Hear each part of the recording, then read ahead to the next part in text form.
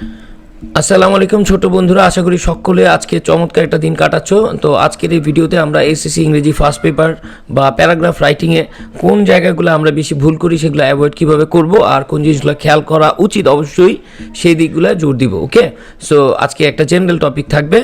আর আমাদের তোমরা অবশ্যই জানো হয়তো যে আমরা অনেকগুলো টেমপ্লেট দেখিয়েছি এর আগে, সো সেগুলো তোমরা দেখার চেষ্টা করবে, কিন্তু কোনো কিছু না বুঝে মুখস্থ করে মানে শুধু না বুঝে মুখস্থ করবে না, অবশ্যই না। সো প্যারাগ্রাফ ভালো করার জন্য যেগুলো খেয়াল করা উচিত, যে একটা স্ট্রাকচার এসএসসি পরীক্ষায় কোন জিনিসগুলো একটু খেয়াল করে, যে তোমাকে একটা প্যারাগ্রাফ লিখতে দিল, ধরো সেটা হতে পারে যে ট্রাফিক জ্যাম।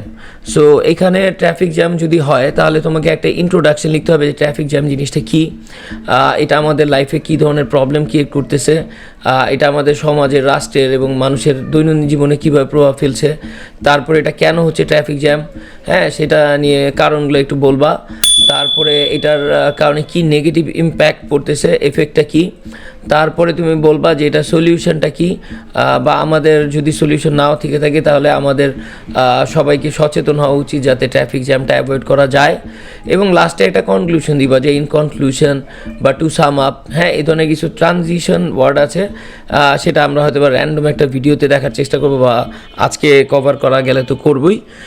সো এই যে একটা সিকোয়েন্স, একটা সিরিয়াল, এই অর্ডারটা খেয়াল করা, যে তোমার যদি কজ এফেক্ট প্যারাগ্রাফ হয় তাহলে বোঝার চেষ্টা করা, সবগুলোর ক্ষেত্রে একটা ইন্ট্রোডাকশন দিবা, পার্সোনাল হোক, personal paragraph, narrative paragraph, cause effect paragraph, opinion paragraph, মানে তোমার এমন কোনো একটা টপিক যেখানে তোমার কোনো মতামত দিতে বলা হয়েছে, আই থিঙ্ক, আই বিলিভ অমুক, ঠিক আছে, ওই বিষয়টায় সেইখানেও একটা ইন্ট্রোডাকশন থাকবে।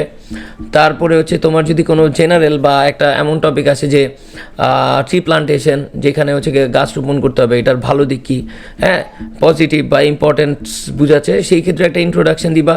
তারপরে বলবা যে এটা কেন গুরুত্বপূর্ণ, বা এটার ডেসক্রিপশন থাকলে সেই ডেসক্রিপশনটা, অর্থাৎ এটা দিয়ে আমাদের কি কি উপকার হচ্ছে, এখান থেকে আমরা কী ধরনের প্রবলেম থেকে আমরা বের হয়ে আসতে পারছি, হ্যাঁ এবং এটার গুরুত্ব কী, এটার দ্বারা মানুষের সবার সচেতন হওয়া উচিত যাতে মানুষ আরও বেশি ট্রি প্ল্যান্ট করে।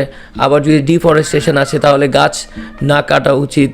হ্যাঁ, তুমি যে কোনো একটা প্যারাগ্রাফ মুখস্থ করার আগেও কাইন্ডলি আগে এই প্যারাগ্রাফটা খেয়াল করবা যে এটা আসলে সিকোয়েন্সটা কীভাবে গেল, এটার ইন্ট্রোডাকশানটা কীভাবে হয়েছে, এটা কনক্লুশনটা কীভাবে হয়েছে, এটার কারণে কী ইম্প্যাক্ট পড়ছে, এটার মানে মূলত এটার গুরুত্ব কী, বা এটার দ্বারা নেগেটিভ কী ঘটছে, নেগেটিভ যদি ঘটে থাকে তাহলে এটা সলিউশনটা কী, বা যদি এটা ইম্পর্টেন্ট একটা টপিক হয় তাহলে এটার জন্য কী টাইপের অ্যাওয়ারনেস সোসাইটির, গভর্নমেন্টের করা উচিত, এই ধরনের কথাগুলো নিজে নিজে বাংলায় আগে চিন্তা করবা, বাংলা থেকে একটু ট্রান্সলেট করার চেষ্টা করবা।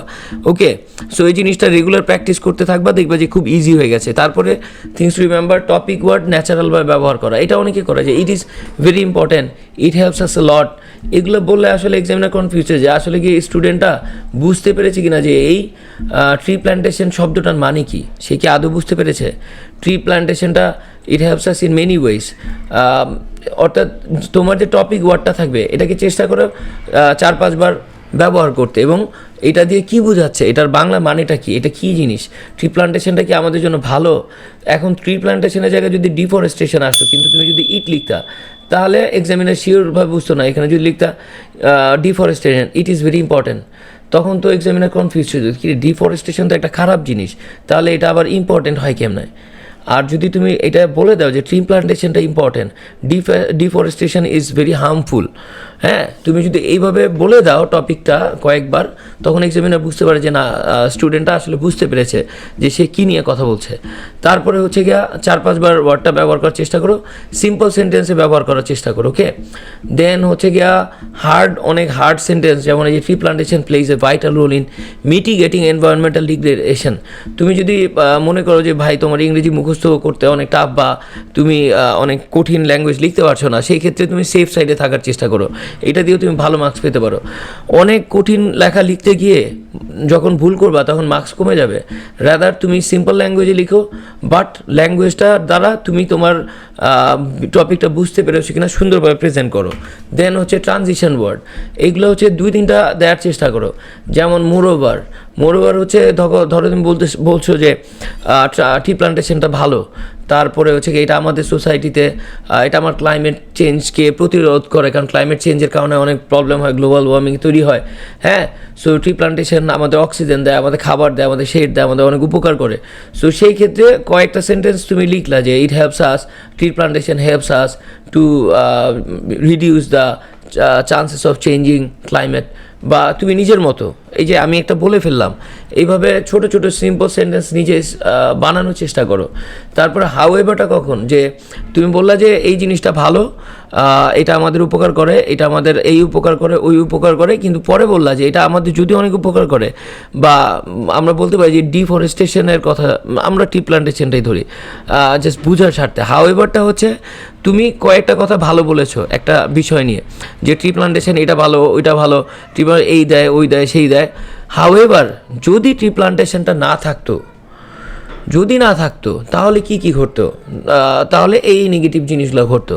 ট্রি প্লান্টেশন যদি আমরা না করি, তাহলে ক্লাইমেট চেঞ্জ হবে, গ্লোবাল ওয়ার্মিং হবে, আমাদের ফ্লাড বেশি হবে, আমাদের ন্যাচারাল ডিজাস্টার বেশি হবে, ঠিক আছে?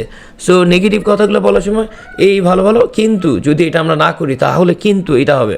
সো এটা বাটের রিপ্লেসমেন্ট, একটা ভালো ট্রানজিশন ওয়ার্ড। তারপরে therefore, as a result, এই দুইটা কখন ব্যবহার করি, যে এই কাজ হয়েছে, এই ভালো ট্রি প্লান্টেশনের জন্য এটা ভালো হয়েছে, ডিফরেস্টেশনের জন্য এটা খারাপ হয়েছে, সেই জন্য তার জন্য অ্যাজ এ রেজাল্ট আমাদের উচিত আরও বেশি ট্রি প্লান্ট করা বা আরও বেশি গাছ না কাটা। Therefore we should not cut down trees because it will create danger to our society or it will be harmful for our climate basically। এটা সুন্দর ওয়ার্ড সেন্টেন্স।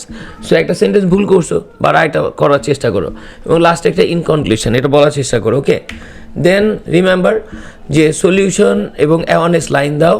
অনেকে যেটা করে যে প্যারাগ্রাফ শেষ কিন্তু কোনো সলিউশন দেয় না, যে একটা প্রবলেম সলভিং প্যারাগ্রাফ যখন আসে বা কজ এফেক্ট প্যারাগ্রাফ যখন আসে, যে ধরো climate change, global warming, road accident, traffic jam, সেখানে তুমি সলিউশন বলার চেষ্টা করো।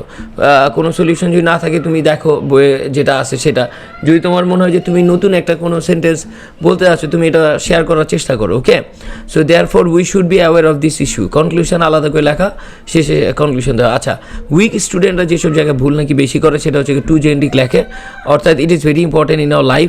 একই সিমিলার স্ট্রাকচারের সেন্টেন্স না লিখে চেষ্টা করো যে আরেকটু সুন্দরভাবে লেখার। ওকে, এটা হচ্ছে যারা অনেক উইক তারা হয়তো বা এই টেমপ্লেটগুলো মুখস্থ করে এভাবে দেওয়ার চেষ্টা করে। বাট তোমার যদি মনে হয় যে না, আমি আমার স্কিলটাকে আরও ডেভেলপ করতে যাচ্ছি, আমার হাতে সময় আছে বা আমি আরও শিখতে আছি, সেই ক্ষেত্রে একদম গতানুগতিক স্ট্রাকচারের লাইনটা বের হয়ে সিম্পল সেন্টেন্সে লিখো, কিন্তু এটাকে আরেকটু সুন্দর কীভাবে করা যায়, রিপ্লেস কীভাবে করা যায়। ওকে, সেটার জন্য আমরা একটু দেখার চেষ্টা করবো কয়েকটা লাস্টের দিকে চ্যাটজিপিটিকে ইউজ করে। দেন হচ্ছে independence is very useful for us. এখন বোঝার চেষ্টা করা যে মুখস্থ করছে ইন্ডিপেন্ডেন্ট ডে কি আমাদের জন্য ইউজফুল, না এটা আমাদের জন্য সিগনিফিক্যান্ট বা মেমোরেবল। কারণ ইন্ডিপেন্ডেন্স ডে হচ্ছে একটা আমাদের বিজয় দিবস, এটা আমাদের জন্য মেমোরেবল একটা দিন। সো বুঝে মুখস্থ করা, হ্যাঁ, না বুঝে না। টেন্সের মিসম্যাচ চেষ্টা করবা, টেন্সটাই সবচেয়ে ইম্পর্টেন্ট। ভার্ব দেখবো যে বাংলাদেশ অ্যাচিভ ইন্ডিপেন্ডেন্স, অ্যাচিভ মানে হচ্ছে অর্জন করেছে, আর অ্যাচিভ করেছিল, কারণ 1971 সালে অ্যাচিভ করেছিল। সো এই ভার্বের ভুলটা যার না হবে সে অলরেডি মার্কস বেশি পেয়ে যাবে।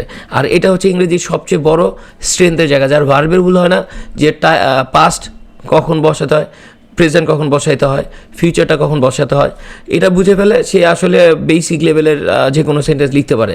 দেন হচ্ছে কি তোমার tree plantation subject verb agreement. এইখানেও আমি বলবো যে দুনিয়ার সব কিছু তো আমাদের মুখস্থ করার দরকার নেই, কারণ আমাদের ছোটোবেলা থেকে এখন ইউনিভার্সিটির শেষেও তুমি ভালো করতে পারবে যদি এই কয়েকটা জিনিস খেয়াল করো, যে টেন্সের মিসম্যাচ সেটা একটু খেয়াল করো। সাবজেক্ট ভার্ব এগ্রিমেন্ট এস কখন বসাতে হয়, যেমন tree plantation help us, tree plantation helps us. Okay, এখানে থার্ড পারসন সিঙ্গুলার, এই জন্য হেল্পস হয়ে গেছে। ওকে, একটা টপিক। এখন ঘটনা হচ্ছে এইগুলা গ্রামার নিয়ে আমরা ধীরে ধীরে কথা বলবো পরে, বাট আমি চাই না এগুলোতে খুব বেশি ফোকাস করো। মেইন ফোকাসটা তুমি ইনিশিয়ালি ভার্বটা বেশি করো, আর এই ছোটো ছোটো ভুলগুলো এগুলা জাস্ট থার্ড পারসন সিঙ্গুলারের শেষে এস বা ইএস যুক্ত হয়।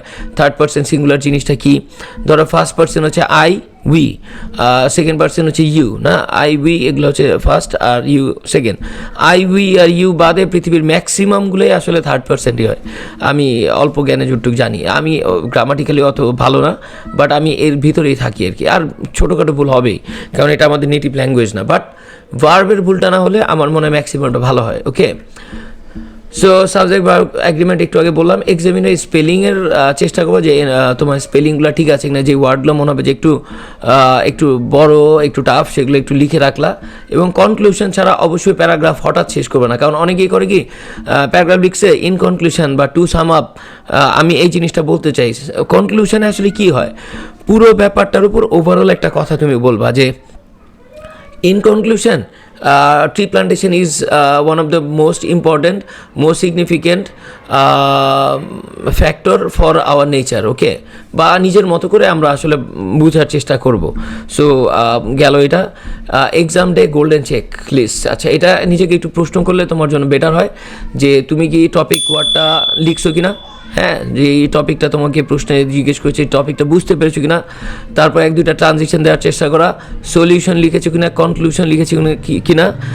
সলিউশন কনক্লুশন কীভাবে লিখতে হয় তুমি বই থেকে দেখলে আশা করি বুঝতে পারবে, বাট স্টিল যদি কেউ এই রিলেটেড ইস্যু ফেস করো, you may share.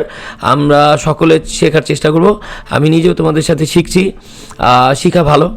Grammar simple রাখার চেষ্টা করেছো কিনা, নাকি অনেক বেশি টাফ করে ফেলেছো। আর পারফেক্ট ইংলিশ না, বাট ক্লিয়ার একটা আইডিয়া, একটা স্ট্রাকচার এবং কারেক্ট গ্রামার, এই কয়েকটা জিনিস খেয়াল রাখো, আশা করি ইনশাল্লাহ খারাপ হবে না। ওকে, সো আজকের ভিডিওটা এই পর্যন্ত লম্বা হয়ে গেছে। Thank you very much, hope for the best. Okay.